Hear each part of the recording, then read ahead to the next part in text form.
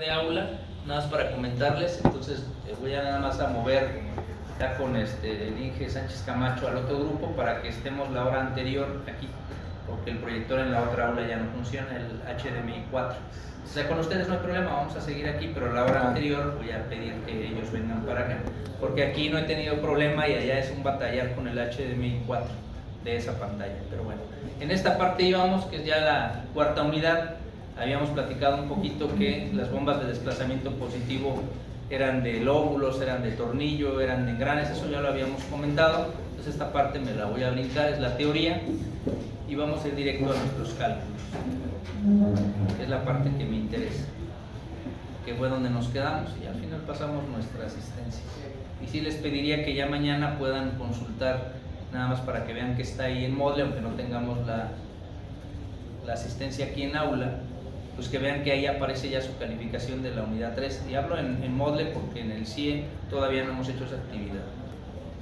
Esperando que próximamente. Nos quedamos, según yo, me corrigen en esta parte, los cálculos. Exactamente. Los enlaces de internet no los podemos ver por la red como está ahorita. Les voy a mostrar algunos que yo he descargado, pero es interesante para el que no conozca los equipos, al menos vea una simulación de los proveedores. Por ejemplo, esa que es de tornillo, quizá las que hemos visto en la industria, la mayoría tienen que ver con desplazamiento de otro tipo de fluido, no necesariamente agua, sino quizá un glicol o quizá algún alimento, grano o algún plástico. Y eso los que hemos tenido la suerte de hacer una visita industrial y verlo, y los que no, pues al menos que conozcan cómo es internamente ese tipo de bombas, ¿no? Nos habíamos quedado en esta parte, las de tornillo, y creo que ahí fue donde nos quedamos. Si no, pues me corrigen, ¿no? Ustedes. Lóbulos, yo también los mencioné.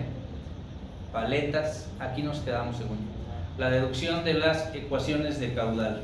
Entonces me pide el programa que hagamos un repaso muy breve a cómo se hace el cálculo de las fórmulas de caudal, no nada más Bernoulli. Entonces yo aquí puse esta imagen con la siguiente intención. Nosotros estamos muy acostumbrados a escuchar caudal y hasta ahí nos quedamos, pero no nada más es caudal, hay dos tipos de caudal: la cantidad de volumen, que le llamamos volumen de control, o la cantidad de masa o flujo másico. Entonces tú vas a medir cuánto mueves el objeto en función de qué espacio ocupa o en función de qué tan denso es.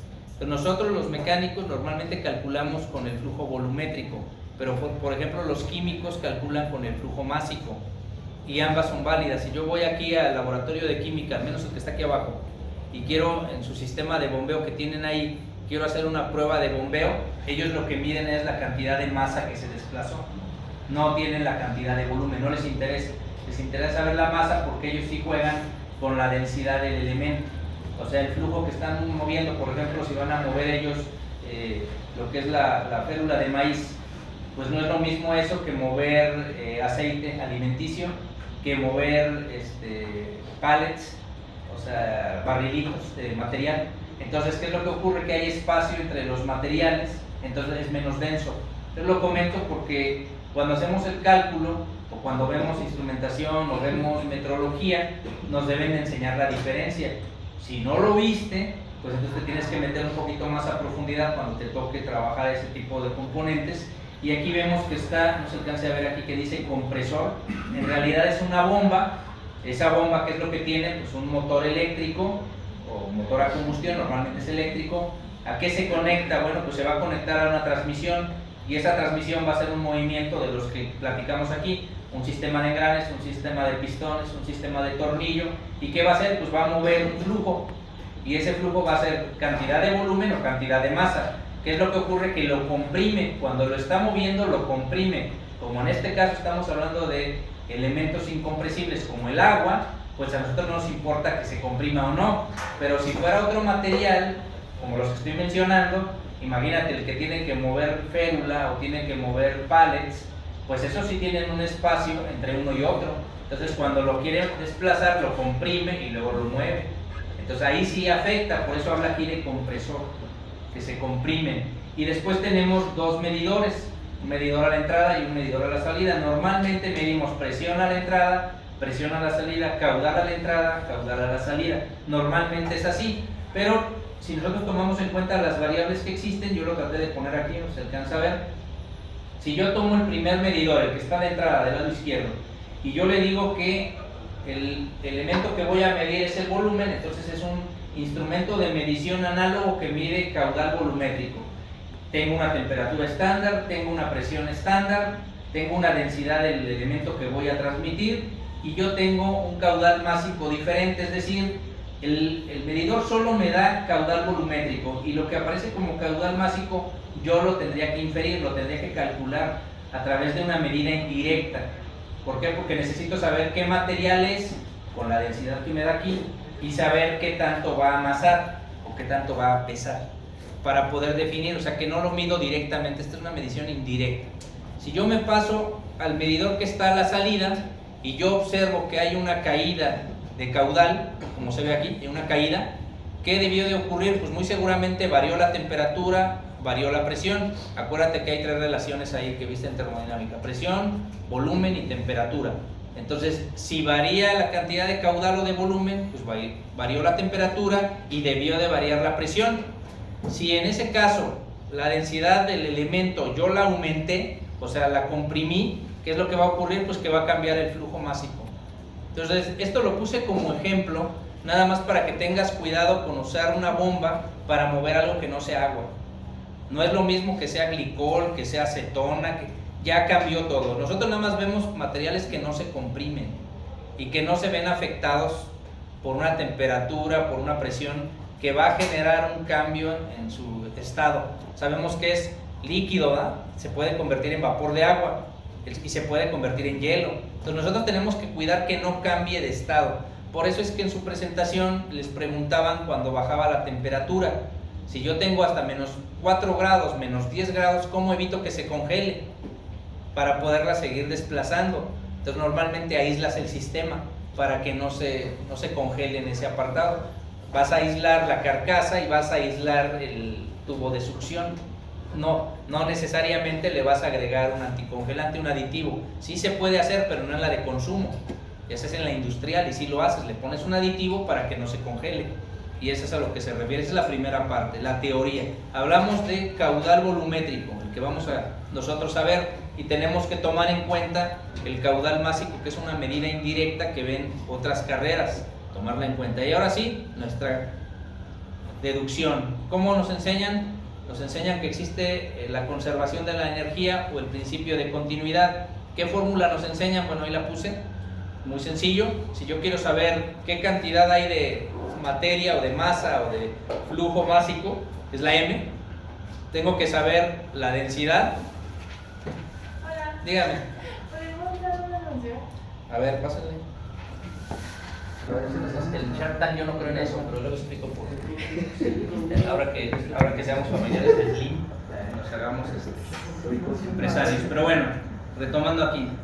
Estábamos en esta partecita, la M es el flujo másico, la cantidad de flujo.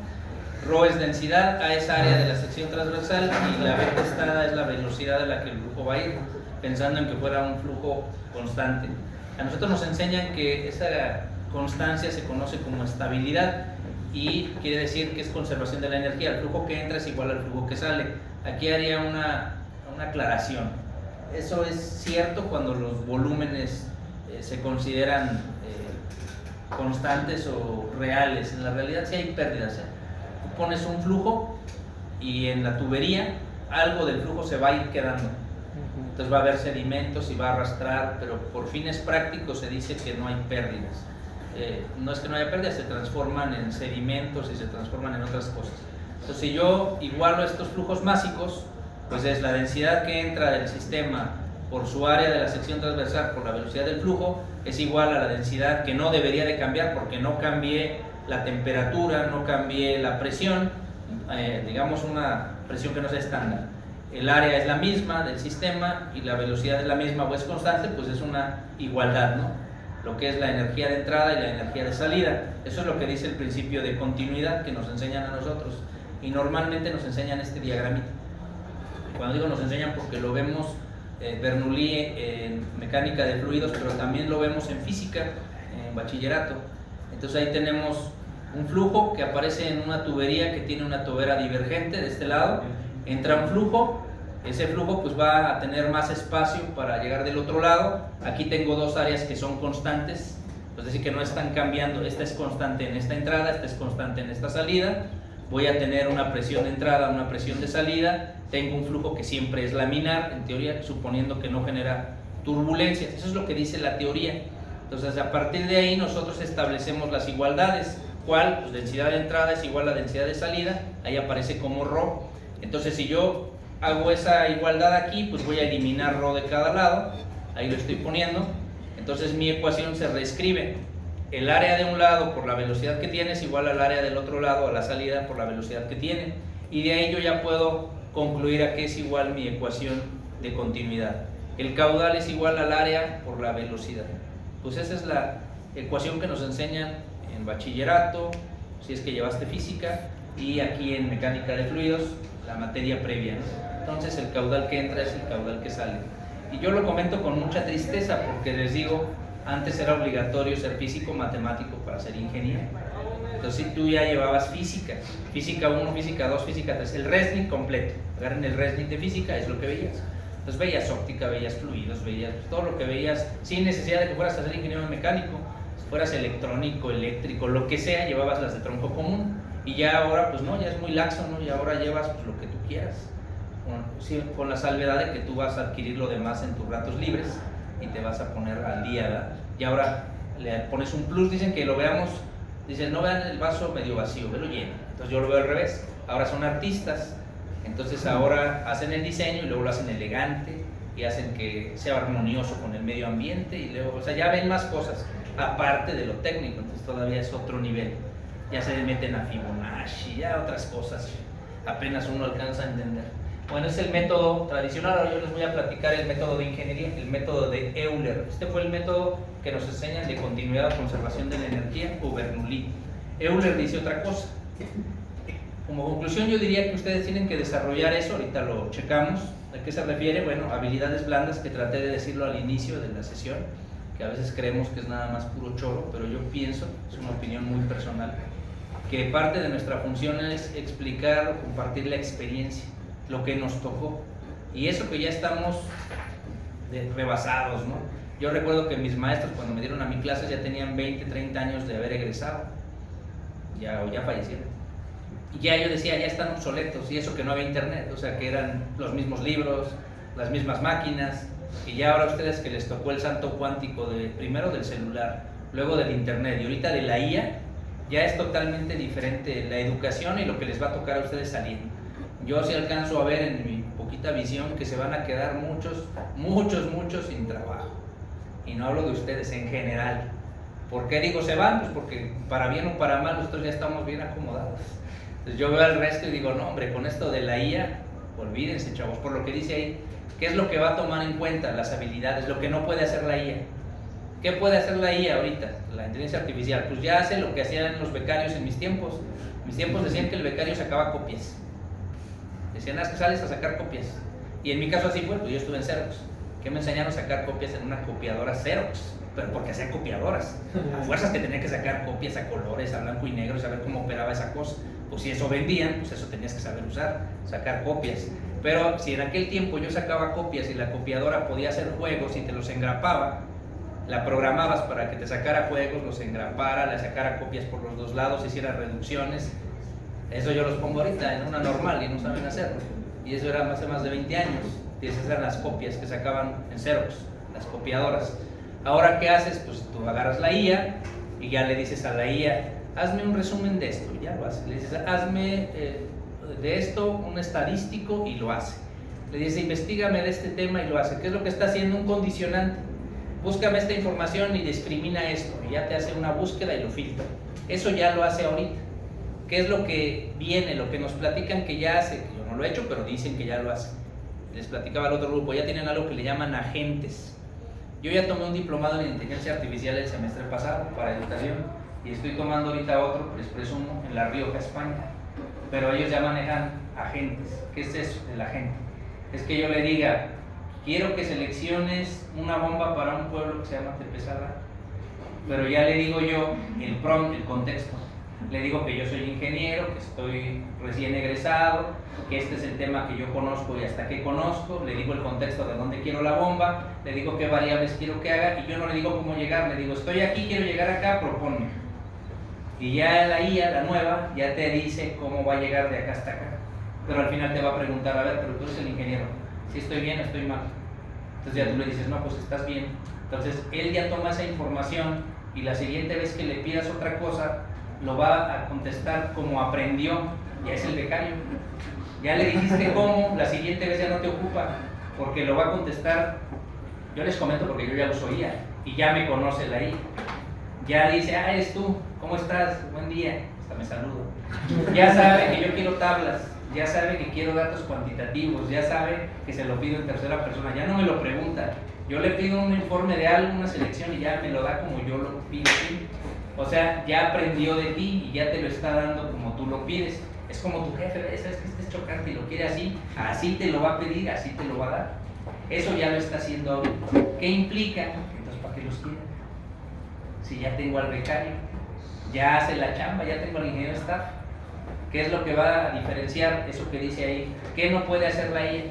Todavía no es humana, todavía no tiene la experiencia, todavía no sabe tratar con los demás, no es delicado. O sea, te va a contestar en los términos que tú se lo pidas. Entonces todavía no tiene ese detalle del feeling, ¿verdad? Cómo le habla a Rafita, cómo le habla a jefe, cómo le habla a Sánchez, cómo le habla a Julio. Eso no lo tiene todavía. Entonces esa es nuestra ventaja.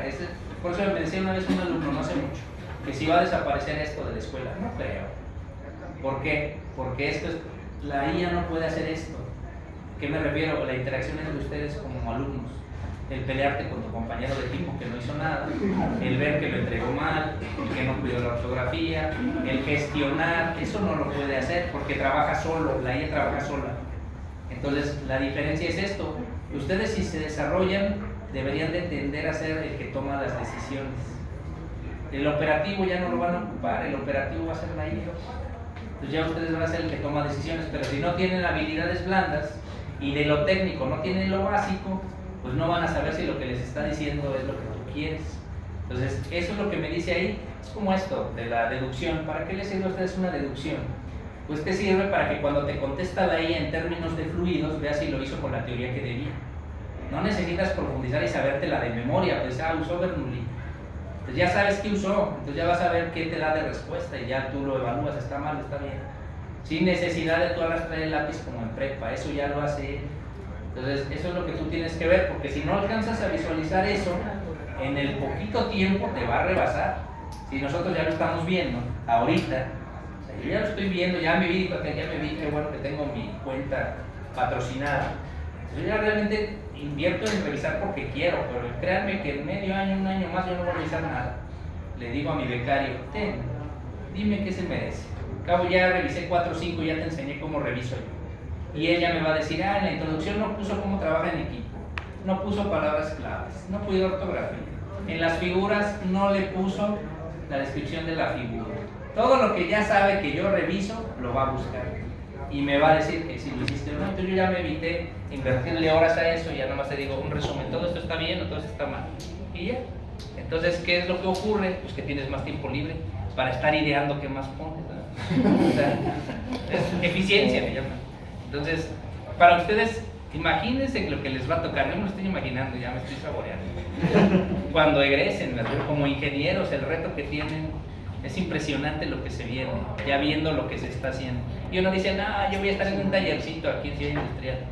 Pues los tallercitos que no den el brinco no van a poder. ¿Por qué? Porque la eficiencia. Tú te vas a ir ya a tu inteligencia artificial y ya no vas a ocupar mucho de los ingenieros. Técnicos sí, operarios, el que mueve la máquina y el que hace la chambita, pero el que gestiona ya no, ya nomás ocupas uno. Ya el resto, ¿para qué quieres tanto? ¿Para qué quieres 2, 3 ahí con uno que sepa usar bien? Con eso. Entonces, eso es lo que tenemos que ver, esa es la idea. Entonces, la intención es darles ese panorama, ahí lo dice, habilidades de ingeniería. Y esta es una habilidad nueva que nos están pidiendo, la IA, es una habilidad nueva. ¿Qué nos van a pedir? Yo creo que a ustedes ya no les va a alcanzar a tocar, porque no creo que yo esté aquí dando clases otra vez, ya van a egresar. Pero muy seguramente les van a pedir los prompts, que tú hagas el contexto, ya en este tipo de herramientas, que crees el contexto. para que te dé la información como tú se la pides, porque te contesta errores porque no le sabes pedir la información. Si se la pides correctamente, con la fuente correcta, te la contesta bien. Es como un niño chiquito, te la tienes que pedir con detalle, así, tal cual, y te la das y tal y como tú la pides. Nada más como comentario de eso que dice ahí, ¿no? Que esa es la intención. Y ya veremos nuestra deducción de Euler, que me lleva más tiempo, no me daría tiempo, pero ya la veremos en la siguiente sesión, el próximo lunes. Pasar a la asistencia y los vería después de su semana. MECMA.